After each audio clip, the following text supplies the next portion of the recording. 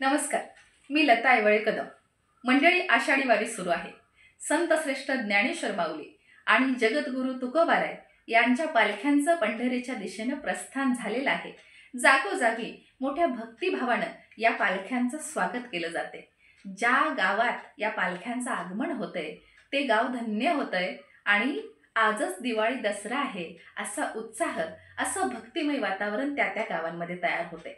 रांगोळ्या काढल्या जात आहेत, सडा घातला जातोय।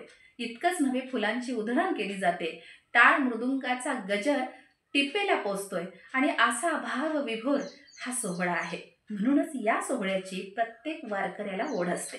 नुकतंच सोलापूर जिल्ह्यात दोन्ही पालख्यांचं जल्लोषात, आनंदमय वातावरणात आणि तितक्याच भाबड्या भक्तिभावानं स्वागत करण्यात आलेलं आहे। वारकऱ्यांचं आणि विठ्ठलाचं नातं फार घनिष्ठ आहे। मंडळी, सर्वसाधारणपणे भगवंतानं वारकऱ्यांची, भक्तांची चौकशी केली पाहिजे असं आपण म्हणतो, बरोबर ना?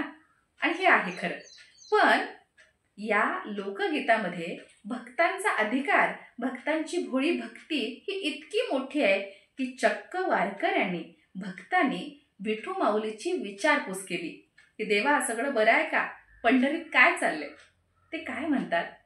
वारकरी असं म्हणतात या लोकगीतामध्ये, पंढरपुरामध्ये देवा कसं व पीक पाणी, पंढरपुरामध्ये देवा कसं व पीक पाणी, विठ्ठल देव बोले हाय त्या तुळशी उसावानी।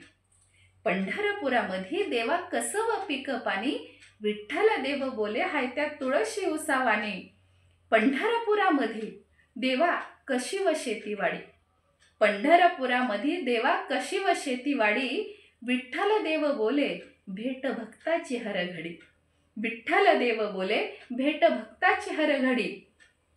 पंढरपुरामध्ये देवा कसा व रानमळा, पंढरपुरामध्ये देवा कसा व रानमळा, आल्या ती वारकरी वाळवंटाला सोनसळा, आल्या ती वारकरी वाळवंटाला सोनसळा।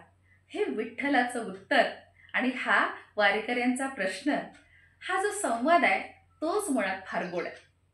कारण आपल्या लाडक्या विठू माऊलीचं कसं चाललंय हे जाणून घेण्याची उत्सुकता आणि हा अधिकार ह्या भाबड्या भक्तांनाच मिळू शकतो। आणि म्हणूनच हे सारं फार विलोभनीय, फार हळूवार। धन्यवाद।